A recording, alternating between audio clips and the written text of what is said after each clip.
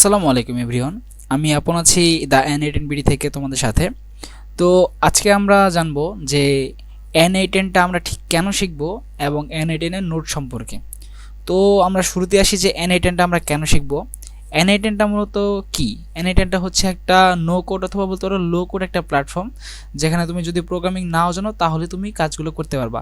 N18 হচ্ছে একটা automation platform, যেখানে তুমি তোমার ডেইলি লাইফে যে কাজগুলো আছে সেগুলো অটোমেট করতে পারো। তো এই বিষয়টা কেমন, যেমন আমরা ফেসবুকে যে বিভিন্ন পোস্ট করি, বিভিন্ন যে পোস্ট দেখি, পোস্টের কমেন্টে দেখো অনেক জায়গায় অনেক কমেন্ট থাকে। আমরা বড় বড় ফেসবুক পেজগুলো দেখতে পারি, সেখানে অনেক কমেন্ট থাকে, প্রাইস কত ভাই, প্রাইস কত।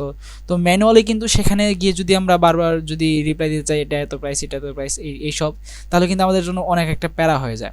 তো আমরা যদি N18 এর মাধ্যমে বা অন্য কোনো প্ল্যাটফর্ম যেটাই বলো, যদি আমরা এটা অটোমেট করতে পারি, যে আমাদের কাস্টমারের কমেন্ট দেখে সরাসরি আমাদের অটোমেশনটা সেখানে রিপ্লাই দিবে, তাহলে কেমন হয়? এই জায়গায় N18 এর কাজ, যে আমরা নো কোড বলতে পারো অথবা লো কোড বলতে পারো, যে আমরা খুব কম কোড করে বা একদম না কোড না করে শুধুমাত্র কিছু নোট কানেকশনের মাধ্যমে যদি আমরা এই কাজটা অটোমেট করতে পারি, যাতে আমাদের কাস্টমারের রিপ্লাইগুলো দেওয়া যায়, সেজন্য আমরা মূলত N18 ব্যবহার করছি।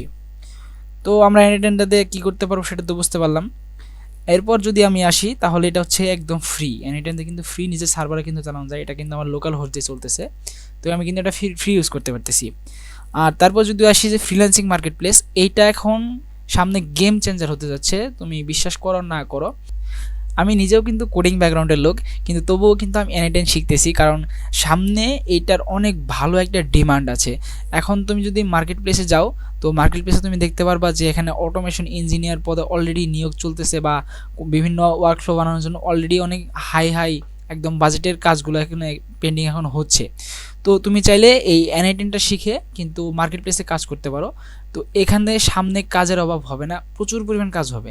তো আমরা বুঝতে পারলাম যে N18টা মূলত আমরা কেন শিখতেছি। আর এখন আমরা N18 আসি। এটা একটা অন্য প্রজেক্ট, এটা আমি ক্লোজ করি।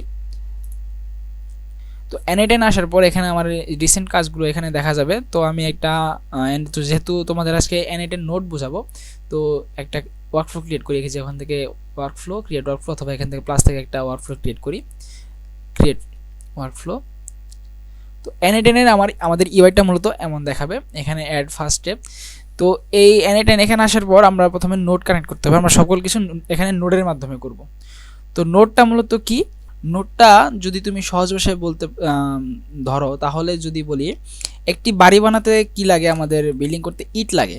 তো একটা বিল্ডিংয়ের যতগুলো ইট আছে সেটা হচ্ছে একটা, ধরতে পারো যদি ওয়ার্কফ্লো ধরি, তাহলে প্রত্যেকটা ইট হচ্ছে এক একটা নোড। তো এই নোডের সমন্বয়ে আমরা আমাদের ওয়ার্কফ্লোটা গঠন করব, যেভাবে ইটের সমন্বয়ে বাড়িটা গঠন হয়। তো এখন আমরা নোড কীভাবে চিনবো? এখানে আমরা নোড প্রথমত দুই প্রকার ধরতে পারি N18 এ। একটা হচ্ছে ট্রিগার নোড, আর একটা হচ্ছে অ্যাকশন নোড। তো এই দুই প্রকার নোডের মধ্যে আমাদের সকল নোডগুলো মোটামুটি চলে আসবে। তো এখন ট্রিগার নোড কি, অ্যাকশন নোড কি? ট্রিগার নোড, তো আমরা এখানে প্লাস আইকনে আসি। প্লাস আইকন আসলে দেখতে পারবে এখানে যে trigger manually, on app event, এগুলো হচ্ছে সবগুলোই হচ্ছে ট্রিগার নোড। তো ট্রিগার নোড হচ্ছে যেটা আমার ওয়ার্কফ্লোকে ট্রিগার করবে, মানে সেটা চালু করবে। এখন এটা আমি ম্যানুয়ালি ট্রিগার করতে ম্যানুয়ালি চালু করতে পারি, অথবা কোনো বিভিন্ন কাজ দিয়েও চালু করতে পারি আমার ওয়ার্কফ্লোটা। ধরি এখানে আমি অন ফর্ম সাবমিশন, মানে এটা হচ্ছে, আমি অন ফর্ম সাবমিশনটা নিয়ে নিই। যখন এটা হচ্ছে আমাদের ফর্ম, আমরা যেমন একটা ফর্ম সাবমিট করি, তেমন একটা ফর্ম হচ্ছে এইটা, এই অন ফর্ম সাবমিশন। যখন কেউ এই ফর্মটা সাবমিট করবে, আমাদের তখনই এই ওয়ার্কফ্লোটা চালু হয়ে যাবে। এই অন ফর্ম সাবমিশনটা আমাদের হচ্ছে একটা ট্রিগার নোড, এটা দিয়ে আমাদের ওয়ার্কফ্লোটা ট্রিগার হবে। আর তাহলে আমাদের অ্যাকশন নোড কোনগুলো? ধরো অ্যাকশন নোড এখানে অনেক কিছু থাকতে পারে, যে অ্যাকশন ইন অ্যাপ, অ্যাকশন বা ডাটা ট্রান্সফার, এগুলো সবগুলোই অ্যাকশন নোড। ধরো একটা আমি অ্যাকশন ইন অ্যাপ ধরি, সাপোজ গুগল শিট, এই যে গুগল শিট আমি এখানে সার্চ দিলাম। এই সার্চ দেওয়ার পর এখানে দেখো এই যে এগুলো অ্যাকশন আছে, যে 10টা এখানে ট্রিগার আছে, মানে গুগল শিটের ট্রিগার নোডও আছে, অ্যাকশন নোডও আছে। তো এখানে আমরা একটা যে স্প্রেডশিট বা ক্লিয়ার শিট, এরকম অনেক কিছু আমরা এখানে অ্যাকশন নোড নিতে পারি। আমরা একটা ডেমো নেই, তো সরি একটা নেই, যেমন যে কোনো একটা নেই। এই যে আমাদের যে এটা নিলাম, এই আমাদের সেকেন্ডটা, এটা হচ্ছে আমাদের অ্যাকশন নোড, এবং এটা হচ্ছে ট্রিগার নোড। আশা করছি অ্যাকশন নোড এবং ট্রিগার নোডের মধ্যে তোমরা পার্থক্যটা বুঝতে পেরেছো, যে কি আসলে অ্যাকশন নোডটা কি এবং ট্রিগার নোডটা কি। অনেক ধরনের ট্রিগার নোড আছে যে এখানে দেখো, trigger manually, on app event, on a schedule, on a web call, এটা আমাদের অনেক কাজে লাগবে। তো এই যে অনেক চ্যাট মেসেজ, যখন কোনো মেসেজ ওপেন, যদি আমরা কোনো মেসেঞ্জার অটোমেশন করতে চাই, যে কোনো কাস্টমার আমাদের পেজে মেসেজ দিয়েছে, আমরা সেটাকে একটা অটোমেশনের আকারে বানাচ্ছে যে আমাদের চ্যাটবটটা অটোমেটিক রিপ্লাই দিবে, তো সেই সময় কিন্তু আমাদের এটা অনেক বেশি কাজে লাগবে। তো আশা করছি বুঝতে পেরেছো যে আমাদের ট্রিগার নোড কি এবং আমাদের অ্যাকশন নোড কি। আচ্ছা, এখানে আরেকটা বিষয় ক্লিয়ার করে দিই যে আমি একটু আগে দেখালাম যে এখানে কোনটা ট্রিগার নোড কোনটা অ্যাকশন নোড।